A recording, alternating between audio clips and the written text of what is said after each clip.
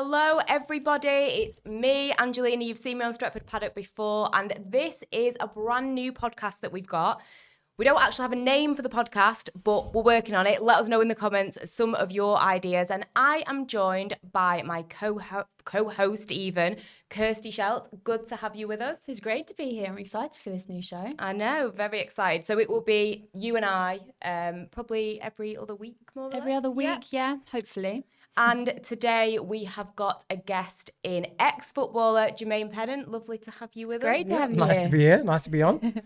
You know, we're kind of treading on enemy lines here, you know, Liverpool. But we're not going to fall out. We're going to have a good time. There's going to be no dramas or anything like that. It'll No be okay, dramas. won't it? Yeah, it's great to see you, Jermaine. How have you been? No, I've been good. Yourself? Yeah, very good. Keeping good. busy. Well, trying to. Yeah. Trying to.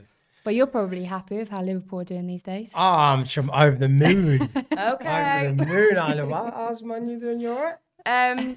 There's been worse times in our Okay. history, if I don't know remember about- correctly. So Back in like 1897. yeah, I remember it well. Yeah, so good. Now, obviously, you have got a very interesting career. You've played for a lot of, big clubs. And, you know, one of the biggest things that I always think about when I think of you is, you know, that Arsenal signing at 15 years of age, you know, £2 million. Did that ever dawn on you at that age, like that amount of money was being used alongside your name? I think at that age, you're not even aware of figures. You don't know if that's Looking a lot. back, are you like, Well, looking wow. back, because obviously the transfer fees around that wasn't great, especially for a teenager. So, I probably known it was a big deal, big sum by other people. But at that age, you just, it kind of goes over your head until you kind of get a little bit older. But I mean, you must be like, you know what? That's a pretty good achievement. I'm pretty chuffed with myself Well, now looking back. It was good when I could saw myself on the back of the newspaper the day after I signed. I was just 15 years. I was like, oh, Dad, look, there's me. Have you still got the newspaper? No. I'll have to dig up on Google. Because that made you the most expensive teenager at the time, wasn't it? With that Yeah, it signing? was. Yeah. Yeah. So it was more of the headlines. Like, I didn't think nothing of it. It was just the headlines that, and then people touting you the most expensive. So that kind of put a little bit of pressure on. But, you just wanted to suck that. You just want to go out there and play. You don't know about money. Well, until I you guess get at later that age, that's not the priority, is it? It's the playing that you want to do. So Yeah. So, coming through the ranks and playing with literally next to nothing, you don't really think about money at all. Well, a huge step up, Notts County to Arsenal. And then the big move to London on top of that. Yeah, that was the biggest move. It was moving to London, the transition from, I won't say country boy, but Nottingham to London. It's, bit different. a big difference than the big flashing lights, big headlights. And London can swallow you if you're not careful. Good advice, considering I've just moved here. I'll take note of Yeah. that. All the best on that I can one. give you some tips. A bit here. Good to hear. She'll help you out. She'll help you out. And obviously, as Angelina said, you've had a really interesting career. And on top of that, probably one of your highlights was signing for your boyhood team, Liverpool. 2006, you signed there? 2006 to 2009? 2006-7 season, yeah. Yeah. And obviously, you grew up watching some of the players that then eventually you were in the changing rooms with. I mean, how surreal was that? It was amazing. I can remember one training session. We had Robbie Fowler and we're just, stretching and sitting around on the pitch. And I was a bit embarrassed. I went, Robbie, I just want to tell you, I used to have you on the back of my shirt. Did he like that? Did he have a No, smile? he was like, oh, nice one, lads. Yeah. But no, it was a great moment, a fantastic feeling seeing, Michael Owen, Steven Gerrard, Robbie Fowler, all them players there we looked up to. So it was, probably the best part of my career. And do you think because you'd played for a big club like Arsenal, that helps you prepare for a club like Liverpool? Was it completely different? No, because at the time, Arsenal was absolutely huge. Went on to, there's still never been achieved the invincible season. The players that they had were just as good as what Liverpool had, Bergkamp, Henry, Vieira. So I guess that put me in good stead to go into a big team. But it was a little bit more daunting going to Liverpool because I supported them. I knew a lot of history, Anfield, touching the Liverbird. It was every time I played, I touched that, and I did get a little chill. So More a but personal touch for you, yeah, I suppose. But it was still, like I said, being at Arsenal still helped me to pave the way for Liverpool. Absolutely. And obviously, during that time, you would have come across Manchester United quite a lot. Yep. Obviously, you know, in terms of major trophies, they're both top of their game. And to actually be a player when you play in these sort of games against Liverpool, United, some people say it's the biggest fixture, or some people say now it was the biggest fixture. To actually play in a game like that, what is that like? To go out at Old Trafford or Anfield, it must be quite overwhelming. Yeah, it is. It's not just the game, it's the whole build-up. It's the weeks into the training, the preparation. You just feel the atmosphere around the training ground, that everyone's putting a little bit extra, getting the tactics on point, because you're playing Man United. And I would say there was more build-up when you play Man United than Everton. But when you're playing at Old Trafford or Anfield, and they was the team to beat in that era. They were at the top of their game, unlike now. But yeah, it was always tough. It was a tough place, especially going to Old Trafford. It was a difficult place, and the games were always good. They were always electric. There was always some form of controversy going on, red cards or whatnot, or Alex Ferguson playing his mind games. Was it sort of friendly off the pitch, or has it always been like sheer No, I think competition? Liverpool and Man United, they're always going to have history, and I don't think it's ever good, regardless of how one's doing. It's always hostile on and off the pitch. It's, it's not like, obviously you see in the early days of Carragher and Gary Neville, you always saw a bit of, a bit of tension, a little bit of nibble here and there, but now they'll become close friends. But that's how it would have been as players when, you're playing against the opposition. They're always a bit, with Man United anyway, a bit, hostile. Because it's something that Roy Keane talks about a lot now, isn't it? Like, why are these players like hugging each other at, the end of the game? Like, they should be against each other and stuff like that. He's old school, though, isn't he? He's old school. Yeah, but he has a point to a certain degree. But I think with Liverpool, you do. I mean, I think there's obviously respect amongst players, but I think you do kind of get that, even if they do kind of like high five or something. I don't think some of them want to do it, to be honest. But yeah, I mean, what was, looking back at some of those games, if you're looking at the team sheet, eagerly waiting to see who's on it, was there ever, maybe there was a couple, but what was the one name that you saw on that team sheet and you're thinking, no, I'm not going, not doing it, sack it off, I'm not bothered? Well, you never say that. You might think, my God, I'm in for a right game. And I was thinking, I don't fancy this one today. But obviously, the one that stands out would be Cristiano Ronaldo. Especially if he played out on the left, because I know I have to track back. And I was like, why? Just stay on the right. Just stay over there. Let me concentrate on my game going forward. But they had such players that Paul Scholes, who, would be a magician in that midfield. And then the strikers who they had, Rooney at times and Van Nistelrooy. And it was difficult. So there wasn't just one area. It was the whole Giggsy. There's a whole team that you had to really be mindful and fearful of. Those were the days, hey. I know. Oh. I look back on those days now with such nostalgia. Get the little violin out. Do you remember the first time you played against them? Are there any key moments that sort of stick out for you? It was not for Liverpool. I think it was over teams where I played them. They were just horrible, especially going to Old Trafford. You didn't hardly touch the ball because they were the team. Yeah. They were the teams in that era, and it was so difficult to get the ball off them. And at Old Trafford, the pitch was massive, and you'd be under the cosh, and I'd be like, oh, how long's left? And those clocks at Man United are really small as well. So it's not even like you've got a big clock to try and find. Yeah. So, it wasn't... If I'm looking back, I can't say I've had too many good experiences actually playing against Man United. More from nerves or just the... It's just because there was such a good team. And I was on more of the losing side than winning side playing against Man United. So that's always one fixture that came. I was like, oh, Jesus, this is going to be a tough one. What are you like losing a game? Does it affect your whole weekend kind of thing? Or can you detach yourself from it? Or could you... To a certain degree. If I know that I've played well, but we've lost, I'll be like, oh, well, I've tried my best with my part for the team. Yeah, you don't want to lose. But if I didn't play well and lost as well, I'll be like, oh, I'll be in a mood. until, probably the next day. Yeah. And then That's not too bad next day. Yeah, and then you read the you just get the newspaper then and read the markings. You get, I've got a fight. Oh, yeah. Bringing up the newspaper. Yeah. Just so you'd forget about it until Sunday, and then you see the papers and you just, it brings it all back. I try to forget about it as quick as possible. You go in training on Monday, and I think that the gap kind of, said, right, now let's prepare for this game. Yeah, of course. Because you've kind of spoken about before, the struggles of if you weren't playing as well, that you'd find that really tough to accept. And also, when particularly it isn't going well, how tough that actually is mentally for a player, especially when you're playing for a big club. And obviously a lot of United players are going through this at the moment. How mentally exhausting and draining actually is that feeling? It's very draining. It's challenging. It's difficult. And if you're not strong, you can easily buckle. It's just like saying, you're a labourer, a builder.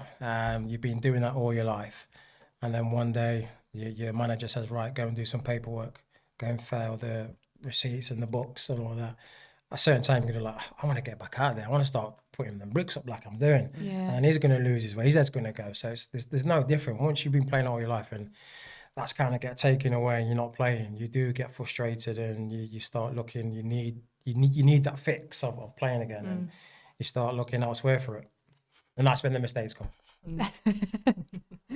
Oh yeah, I suppose there's been a lot of players at the moment with United that are just probably feeling not very spirited when they're playing, lack of confidence.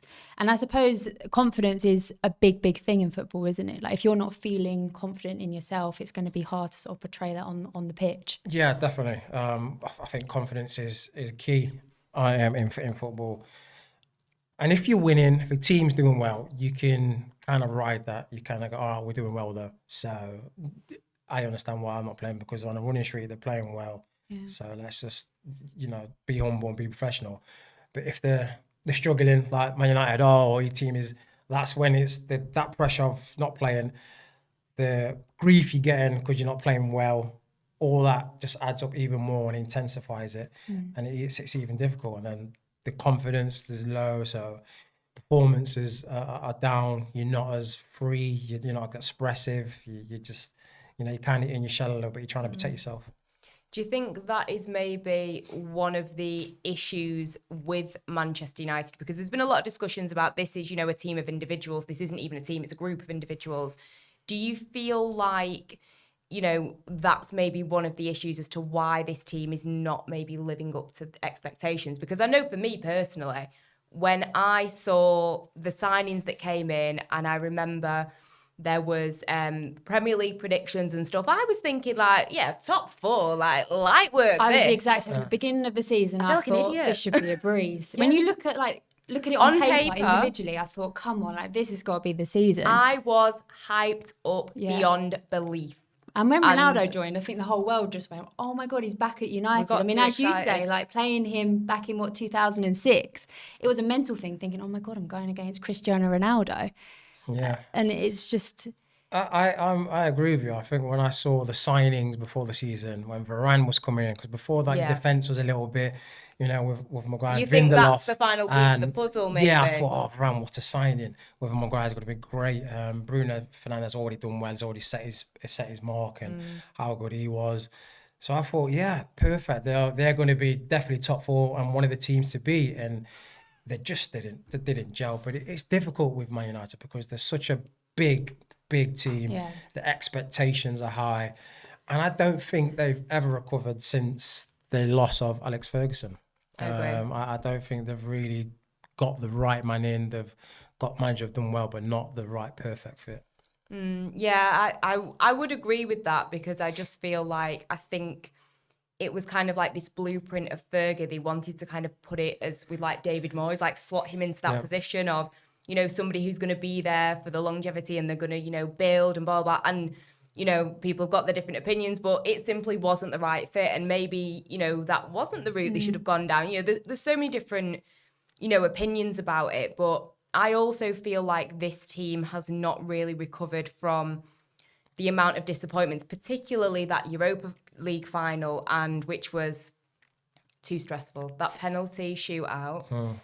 How many was it? Like 20 or so? It was too much. Whatever it was. Too much to take. They should have stopped it or something. I don't know because I couldn't take it. But I was looking, I've been speaking to a few people about, you know, some players, but specifically Manchester United players, but a few in the Premier League that since the Euros as well, they've not really 100% delivered. I mean, obviously with United, Maguire, Shaw, Rashford, but even, you know, Pickford's not had his best season. Harry Kane, only just starting to kind of find his feet towards the final kind of third of the season.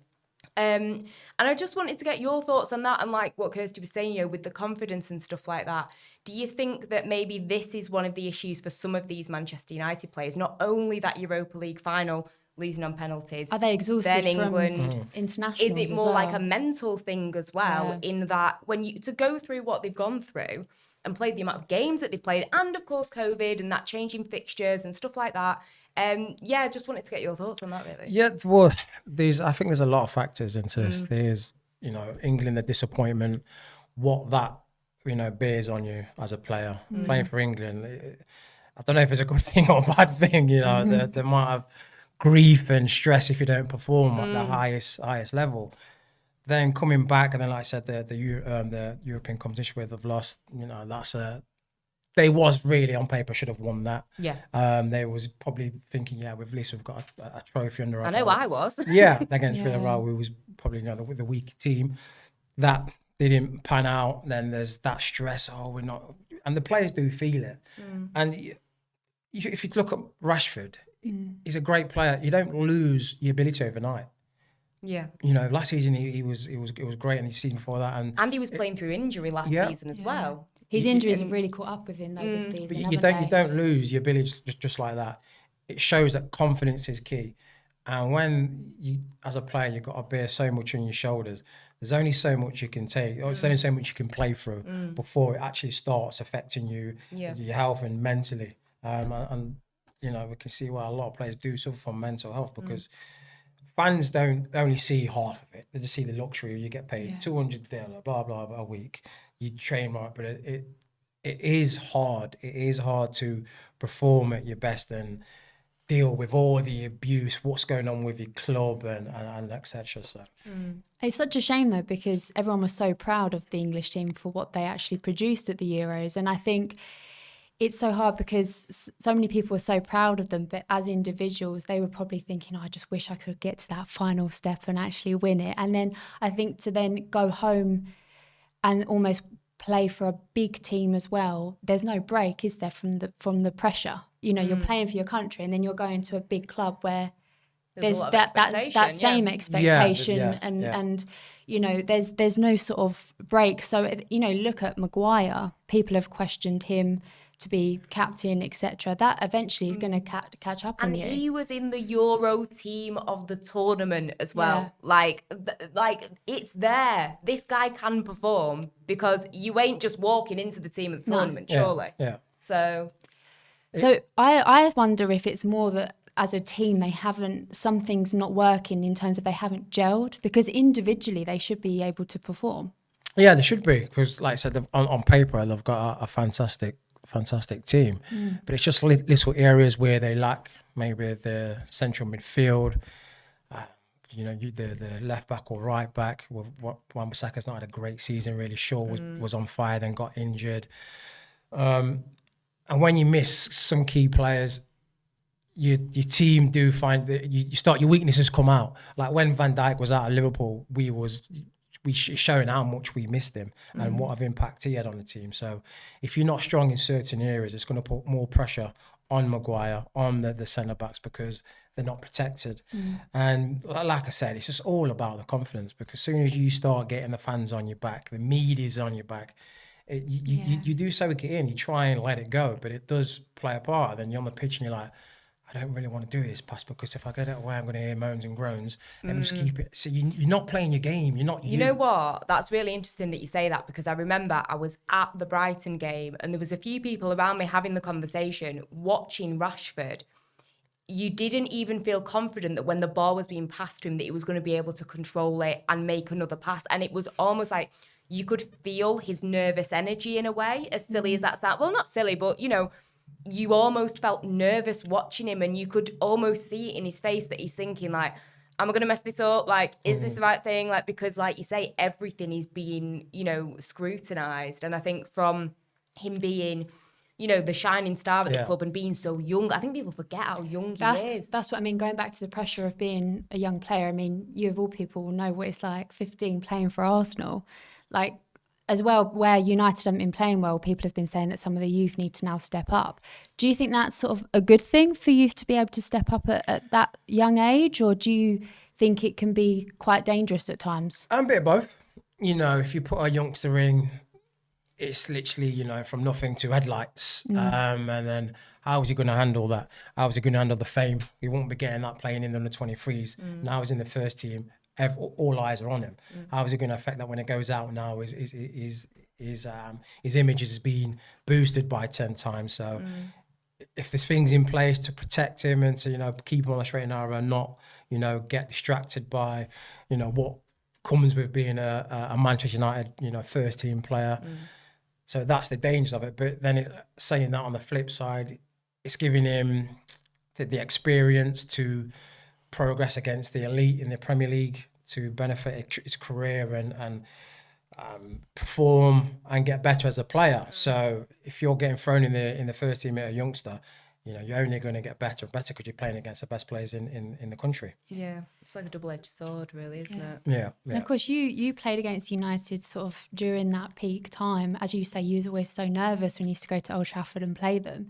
When you look at them now, what do you think is the main reason, or what do you think are the reasons that they're not living up to that top 4 spot anymore? They started off really well, and I was like, oh, here we go. But I think it's just results are just not going their way. And I think it's not even individuals as a team. Yeah.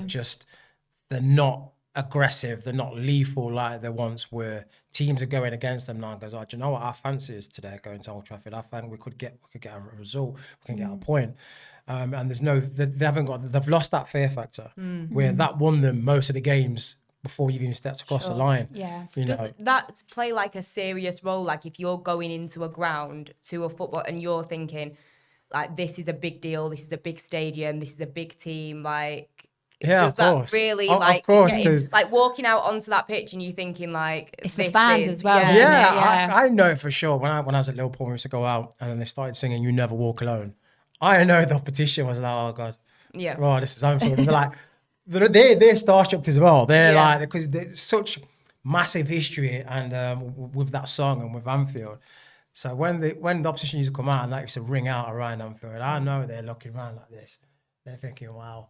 So we've already got that edge, and then they're nervous. Yeah. Because when I played against Liverpool when I was at Birmingham before I signed, obviously I've been a fan of my life, and when that came out, I was just goosebumps said on my ears stood up. And I'm supposed to be playing against these. So you got to kind of think, right, pull it together now, like get through the emotions, like you've got a job to do kind of thing. Correct. Oh, okay, that's quite interesting because I sometimes wonder like how it would feel. I mean, I guess the closest I've come is when you go on the Old Trafford tour and they let you walk down down the tunnel and they play fake music. I was going to say I've covered Liverpool United games at Old Trafford before, but as a journalist, so I can't imagine what it's then like to be a player because I even took it all in. I'd be outside with the fans and you could just see like they say, Kirsty, you can't go to this area, because the fans aren't getting on or whatever. But oh my God, like I'm not allowed to go outside, So I can't imagine what it's then like to be a player in that situation, like let alone a journalist in that situation. Honestly, it's unreal. From the minute the Saturday morning, you have your pre-match meal at your hotel, you get on the coach, and that moment there, I just start getting into Manchester. You're seeing people with scars walking down, giving you all sorts of signs. Okay. And as you get closer, it's just getting packed Old Trafford, and you just it's the buzz. That's just the buzz, And then you walk out on the pitch just before you get changed, have a look around, and it's just constant from the minute you wake up. A tingle, a buzz, you like literally getting ready for a fight, and then obviously when it kicks off, it's you hear the noise, but you do kind of dilute it a little bit. I suppose you have to. You have to. You learn to it and you dilute it, and then obviously when the ball goes out, you go and get the ball for a throw, and that's when you go, oh god, right, let me focus. In my phone, selective hearing, I think, is important at that stage.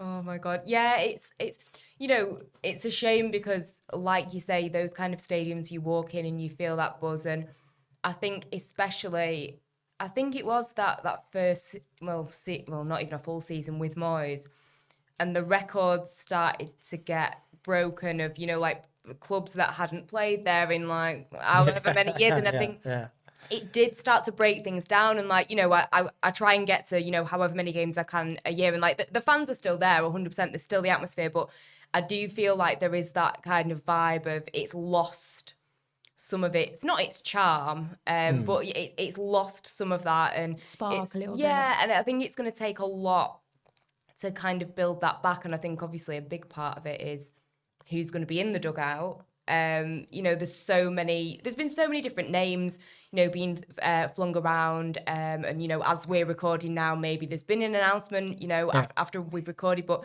Erik ten Hag seems to be the man in demand. Talented. Yeah. I think it doesn't matter who comes in. That is a huge job to take on. I think I agree with that. I don't think who comes in. You could throw Klopp in there or Pep. Yeah. If you haven't got the players and they haven't got that charm, you have to look at the recruitment as well. The recruitment hasn't been great. Yeah. If they want to get back to the best, they have to. Otherwise, they're just gonna, be in a plateau where they can't lift and be a top 4 team. So starting with a manager, then he has to bring in the right players for his formation, for the way he wants to play. Because that's what Klopp did. He took over, got rid of some deadwood and got in players for his formation. And since then, never looked back. Because a lot of people are saying as well that if he comes in, is he just going to completely refresh the whole team, or who would he actually keep? If you was in charge of that, are there any players that you would actually make sure you 100% were keeping? Well, obviously you've got the Jordan Sanchez who's just come, so they'll be staying and he's young. I would keep Marcus. I'll keep Rashford for sure. I think he just needs, at the minute, a good arm around his shoulder, a good little pet talk. And for people to stop using the excuse of stop feeding kids and focus on football, because that is like my pet peeve in life when I hear people saying that, because it ain't got nothing to do with it, in my opinion anyway. Like, he's doing good things off the pitch. I don't think that's taking anything away from how he's playing. But I agree. That's it. An arm around the shoulder. Yeah. He's not going to come off the pitch, have a training pitch, then go home and then start kicking a ball in his back garden. He's going to chill, and if he's got a vac, then that's fine. And if he's helping children while he's chilling, then good for him. Yeah, exactly. Yeah. So who's going to be mad at that? It's not going to. It doesn't. It's just that's an excuse for people to, you're not playing well, you're doing this. It's just an excuse. And how messed up people are, and like you say, fans giving you stick, and especially like, when you were playing, obviously like social media was a thing, but it's nowhere near the magnitude of what it is now. Yeah. Oh, I would have been in dire trouble. Like, I don't think I could deal with it, I'll be honest. So if the way social media is right now. And I'd have a private one with just like me and my mates following each other. I couldn't deal with it. Yeah. But someone would find your account. In my heyday, if I was if the social media was how it's now in my young peak, would you have been a keyboard warrior? I'd have been banging trouble, put it that way. I'd be banging trouble. Oh my gosh. Yeah, it is, interesting, thinking about stuff like that. And do you think that Ten Hag would be a good appointment? Because there's a lot of debate, really, isn't there? A lot of people are very pro Pochettino because, he's been in the Premier League. He did very well with Spurs, got them to a Champions League final. But then there's the debate of, can he handle the egos? He's not really done that much with PSG. And, I kind of get where people are coming from. If you've got a team of Neymar, Mbappe, Messi, you've brought an aging Ramos, fair enough. But, you've got 2 amazing goalkeepers in Navas and Donnarumma, and it's still, they got knocked out by a good team, but still, you're not in that Champions League final this year. I get the criticism, and I also get why people like him. And then Ten Hag, obviously, small with Ajax, a lot of people are being critical, but you've got to have that kind of winning mentality to have won what he's won, even if it's on a small scale. And he could maybe get the best out of Donny van de Beek, depending, fingers crossed, bring a few of them Ajax players as well, because some of them are looking pretty good. Where do you kind of lie with it? Or do you have a completely, not that I think that you're sat there thinking, oh, who would I like to be Man United manager? But has anyone ever popped into your mind? Or let's just talk about the 2 you mentioned, Poch and I would go with Poch personally. Okay. Premier League's difficult to come in. Yeah. Not many Premier. It's a big transition. Many Premier League managers have come to managers have come to Premier League who've never managed it before, and just gone by storm. Only a few. It is so difficult. The pace of it, the physicality of it it's totally different from the Liga, from the Bundesliga. And I think Rangnick's found that as well, hasn't he? It's been a wake-up call. It's the hardest league in the world, without a shadow of a doubt. And he's managed Ajax, where there's only... Look, I'm going to put Ajax to the Scottish League. There's only Rangers in Scotland. There's only Ajax and Feyenoord or PSV. There's not really much, going on there. So you're expecting for him to be winning that league. And he's done well with his teams in the Champions League, where they narrowly lost out to Spurs. But I think Poch would be a better fit. I think Spurs and Man U are similar. They're both big clubs. And I think he's got the pedigree for the Premier League. And you could get some good players in. So I would go with Poch, but... who am I to say that? I'm sure they've done their own work, United, and hopefully, you never hopefully know. they've done their own work and making the right decision. Well, I don't hope they're making the right decision, to be honest. You just hope they make the wrong decision, probably, don't you? Continue. Yeah. And of course, we're playing Liverpool on Tuesday. Are you covering that game? I don't think so, but I will be fully invested. Can't wait for it. Match day rituals as a fan watching, like wake up, put your Liverpool shirt on, and you'll never walk away with your feet around the house all day. Yeah, a bit of karaoke doing it as well, maybe. Yeah. No, I'll be fully invested. And I just hope that this is not the game that Man U resurrect themselves and come strong and prove everyone wrong. And make up for their amends against Man City. It'd be a boost for them if they did, I'll tell you that much. Yeah, no, it would be. It would be a great result. But, regardless of how Man United are doing, it's going to be a tough game. Always tough. Always tough. If we get an early goal, then, I can see their heads going, oh, no. Yeah. And them just, literally. Who scores first, I think, will be interesting. But, like you say, it's still a big game no matter what.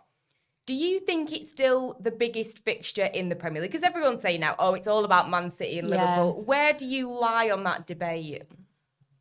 I would say Liverpool, Man City, the biggest game, not for the fight, just for the fight. Because points mean pride. Because they've got a lot of fighting for them. But for historically, Man U and Liverpool, that hatred them two both have for each other is real. It's up there. Liverpool, Man City, obviously Manx, but it's more because you're close to us in the table, so we want to get one over you. Yeah, you could be bottom of the league, Man United, and we could be top. It's still a horrible game. It's still a horrible fixture. Yeah, and even the days when Liverpool weren't doing as well as they were doing now, as they are doing now, it was still a big fixture. So I guess now that the tables have turned, why wouldn't it continue to be a big fixture? It's still a massive fixture. It's still, one of the most hated games. And, I know when we won 5-0, I've seen people with, the at Old Trafford 5-0 on the back, and no player's name, just a score line. You don't see that with City or when we were 4-1. It's just the history between these two. It's never going to be, beaten or any game top it, really. I was actually going to speak about that game because 5-0, that was such a thrashing. I remember fans were just so gutted about it. Yeah, I'd done that. Yeah, I was at the game. What was the atmosphere like? I didn't cut. It was unbelievable. Because we interviewed some fans and they were saying, we fancy this. We've got a chance. We just don't need to concede early. Yeah. That was one fan. If we don't concede early and we stay in the game, then we'll grow into it. 12 minutes go, Liverpool score. Another 10 minutes, they score again. And after that, I think the fans just knew this could be either 5-0 or we're gonna keep ourselves into it. And then once that second goal in, it was just the floodgates just went. Yeah. They just gave up. Yeah. They just thought we can't handle this. Yeah. Fans started leaving at half time. I think half an hour. I think it was when it's 3-0. They started leaving. I feel like I was doing a Paddock watch along, and I'm sure I did consider leaving, but I think someone told me that was not going to happen, so I didn't watch it. I think that's one thing United definitely struggle with is if they struggle to come from behind, don't they? Yeah.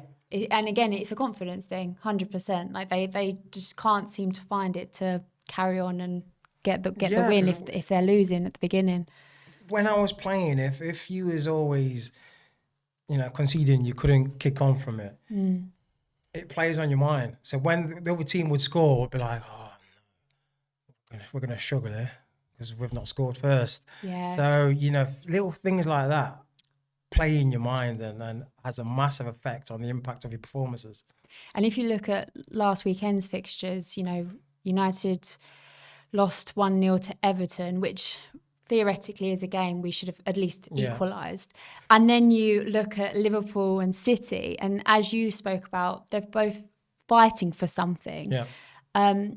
And even Gary Neville, I think it sort of broke his heart to say, but he was like, I don't even feel disappointed anymore. I can't see the spirit in the team anymore. And you actually touched on it earlier, but he was talking about egos in the team. And he actually said that at the moment, he doesn't think that any of the United players could play for Liverpool or City. And I thought that was quite a big statement, especially from someone that loves the club so much. And I just think moving forward, I think they just almost have to survive this season. I mean, I'm of the opinion that top four is gone. I think there'll be a 0.5% part of me that maybe will look and try and do a little bit of maths and think, oh, maybe. But I mean, do you think it is literally a case of that they shouldn't even have that in their minds? It's literally just get to the end of the season with a little bit of grace, maybe, and a little bit of dignity if possible. And try and stick at it. Yeah. Yeah, in this situation now, they won't give up. They'll, the manager will be saying, look, we can still do, mathematically, it's possible for us to reach top four. We just got to win every game as it comes, or, Liverpool game. They'll be going into that thinking they can get. It's Man United. Man United should not go to any fixture and think we can't get a result here today. So they'll be going into every game thinking we can, or we want to win and we can win, but the outcome will tell a different story. But they just got to keep going. They've got to keep believing and giving it the all. Some players whose contracts running out, So that must play on their mind a lot. Yeah, of course it does. Are they going to really want to? They're not really. If it's the contract running out, they're not really. But if they know in their mind with their agents saying, "Yeah, well, we've got this plan, we've got this lined up. This team's interested," you're not really too bothered how the last bits of the season are going to go because you're out there. Yeah, and I guess for some people it's a good little almost what's the word? Almost like a little bit of not a job interview. I'm trying to think of how to phrase it, but like I guess for some of them, maybe if they haven't got a club nailed down or whatever, or they know it's coming to the end of the road. It's just a good opportunity. You'll probably be thinking like, right, as long as I have a good game, and I've got a few highlights to add to my reel to show have the good PSG stars at the back or of the whoever. paper. Yeah, exactly. So I think I imagine that would play like a massive part. Who do you think? For again talking about the grace and dignity of Man United that is severely lacking.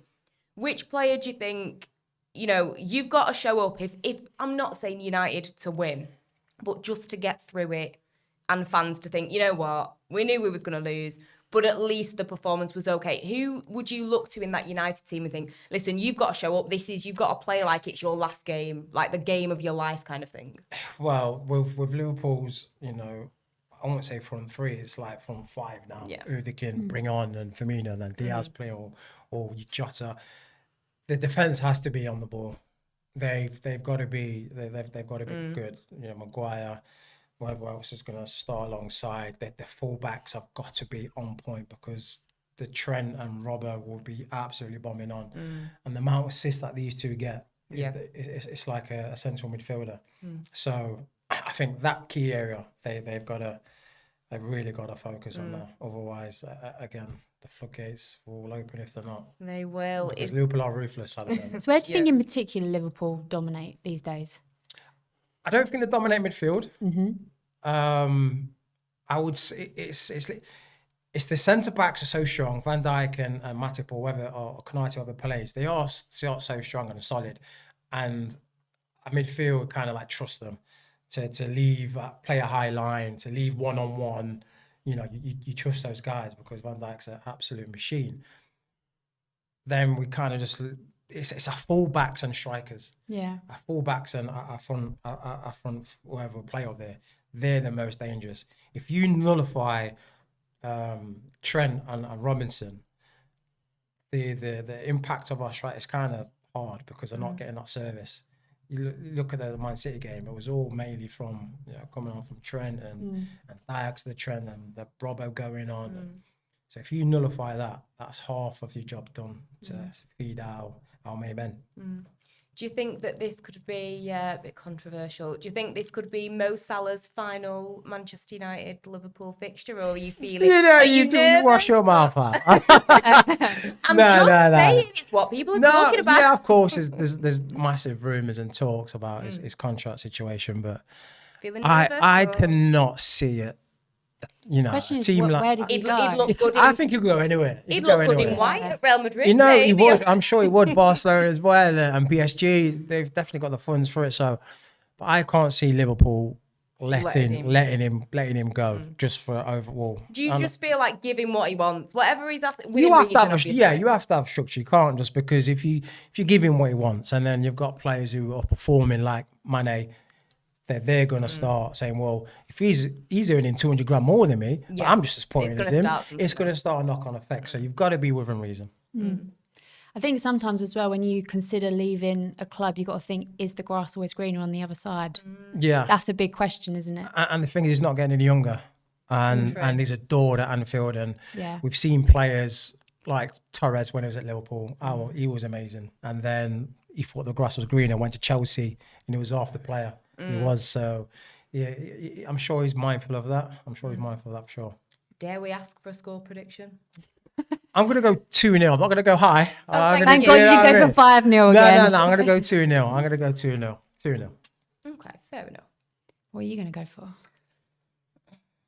It's hard to do score predictions when you're on the other side. I don't want to say lose because I just feel like it's wronger for me. Like we need a boost.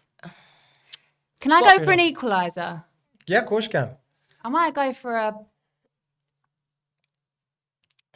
2-2. Oh, that would be best case scenario. I would be happy with if we lose 2-1, but at least we try and get back in the game with 1 goal and it's an all right performance. Yeah. Oh my God. Times are bleak, guys. Times are bleak. We've got next season. Yeah, that's, if in doubt, there's always next season. Just to finish things off, thought we would ask you kind of touched on it, but sell, keep or loan at Manchester United. You can go into a bit of detail if you want, or you can just give us a straight up answer. I'm going to ask you about a couple of different players and you just let us know. Okay. Maybe it doesn't always have to be what you think the club should do, maybe what you think the players should do. So we'll kick things off with a man you've already mentioned, Cristiano Ronaldo. Should he move on? Should he be kept at Man United? I can't see him being loaned anywhere, but what's your thoughts on it? I think he needs to go. I'll let him go. He's a legend. He's a legend of Man United, but I think that he deserves better. He deserves better, but it looks like there's a lot of friction. Like you can't control him, and I mean, like he's too big for the club or the team at the moment.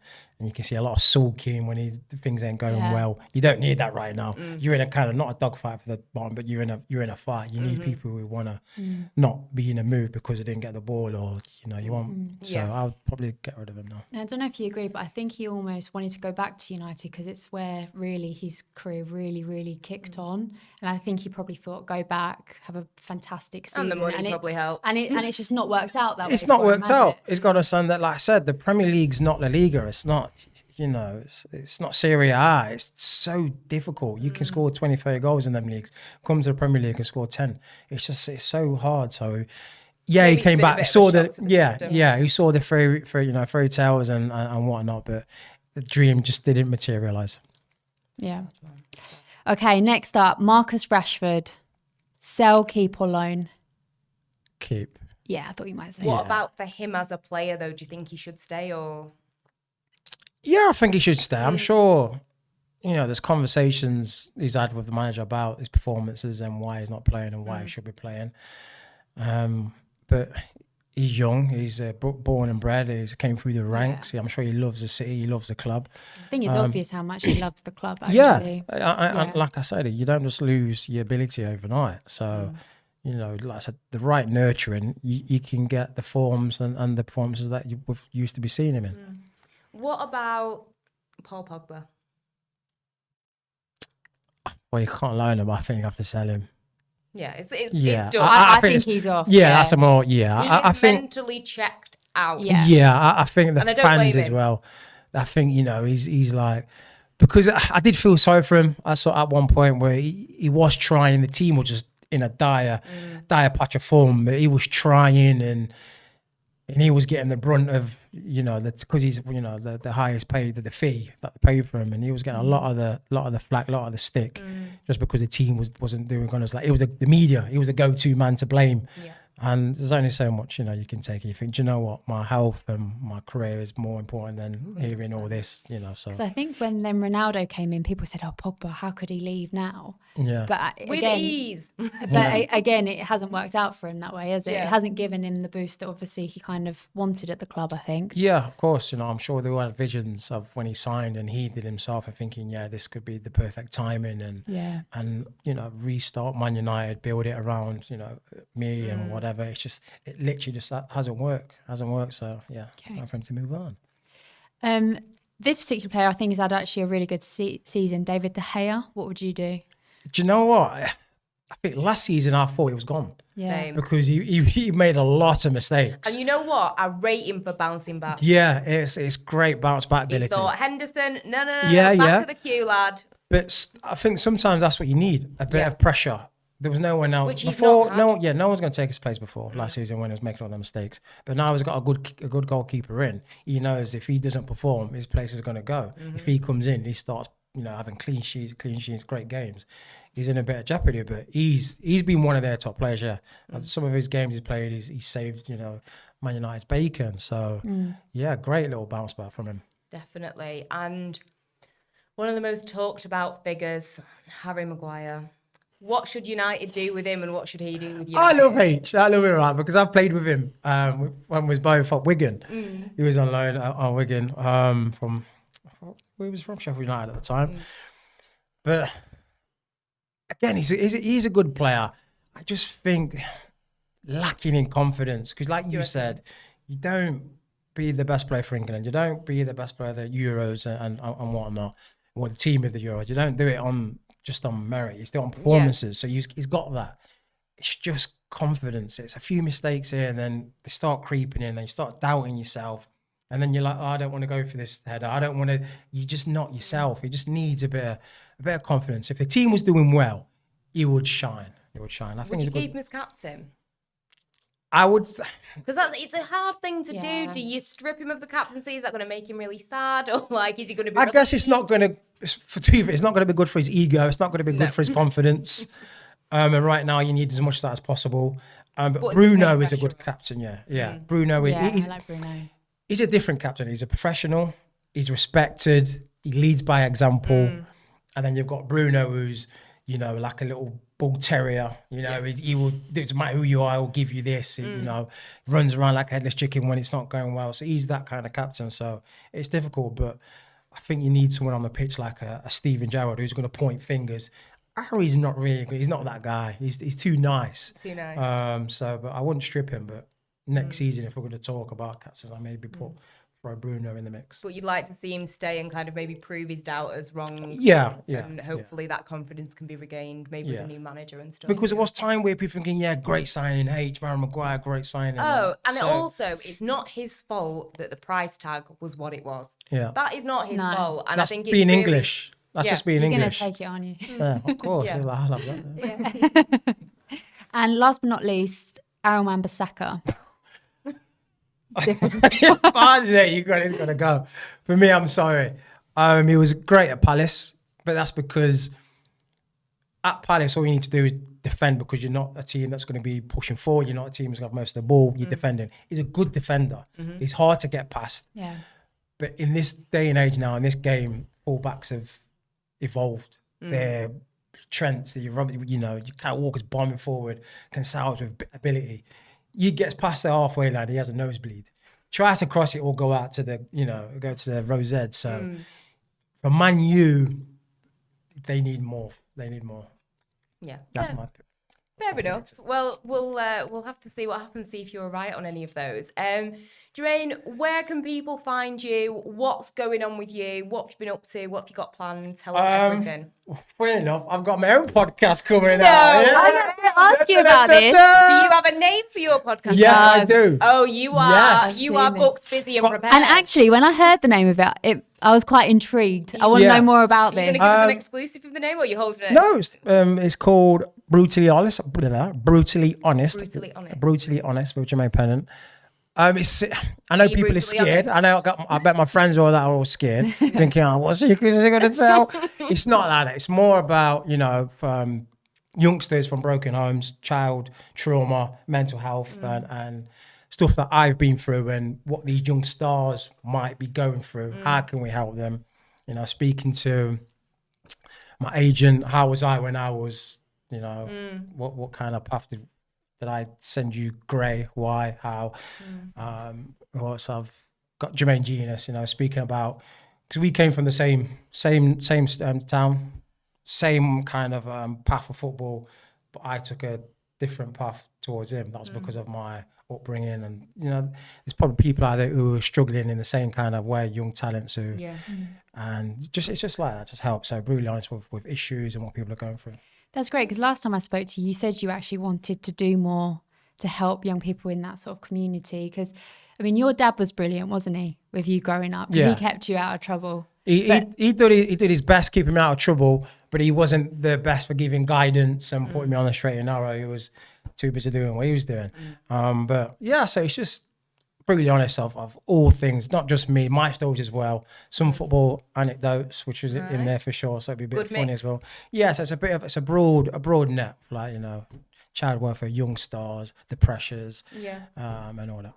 Lovely. And Kirsty, where can everyone find you? What's going on? What's going on with me? Yeah, well, just doing a lot of broadcasting at the moment, really. Jermaine won't be happy, but a lot for United. Just come to the other side. BT Sport, do a lot of BT Sport. Maybe one day I'll see you two on TalkSport, who knows? Yeah. And if people want to find you, the stalkers on Stretford Paddock, where would they look? Just Kirsty Schultz. There Just you an go. easy one to find. And as always, Angelina Kelly, not that many people with my name. And of course, I have made the jump from OneFootball to TalkSport Edge. And that is where you can find me if you download that app. But it's been lovely having you. Thank you Yes, for thank you so being much. on our Okay. first episode of the podcast with no name. We really appreciate it. I'm sure you get a name, Well, 8, if you 7, have any, please let us know. And then if you have maybe any next ideas. season, when United are doing better and somehow something goes wrong with Liverpool, then we'll get you back on and we'll talk about that. 'Cause that'll be way more fun. Janky, come on, I don't know, I'm busy. Busy. But yes, thank you to everybody for watching. As always, hit the like button, subscribe, check out everything that is going on at Stretford Paddock. And until next time, we will see you guys later.